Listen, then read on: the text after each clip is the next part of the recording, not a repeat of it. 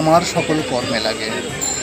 আসলে ঋতুরাজ বসন্ত, যখন ঋতুর রাজা আমাদের দরবারে হাজির, তখন এই ছোট্ট ছোট শিশুদের মনে যে সুন্দর রঙের আবির্ভাব যে থাকে সেগুলোকে আমরা দেখতে পাই না।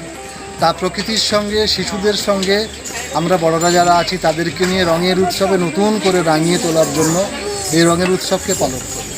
মূলত শান্তিনিকেতনে কবিগুরু রবীন্দ্রনাথ ঠাকুর যেভাবে নতুনভাবে রঙকে চিনিয়েছিলেন, সবাই তো শান্তিনিকেতনে যেতে পারে না, তাই গ্রামে গঞ্জে আমরা সেই শান্তিনিকেতনে ঘরানায় ফুলের আবিরে এই কচি কাঁচাদের নিয়ে তাদের ছোট্ট ছোট্ট পায়ের ধ্বনি, নপুরের ধ্বনি, গানের আওয়াজ, গলার সুর, হাতের তাল, ছন্দে তালে এই বসন্তকে বরণ করবার উদ্দেশ্যে নিয়ে বসন্ত উৎসব আমরা করি। নতুন খবরের আপডেট পেতে আমাদের চ্যানেলটি সাবস্ক্রাইব করুন এবং বেল আইকনটি প্রেস করুন।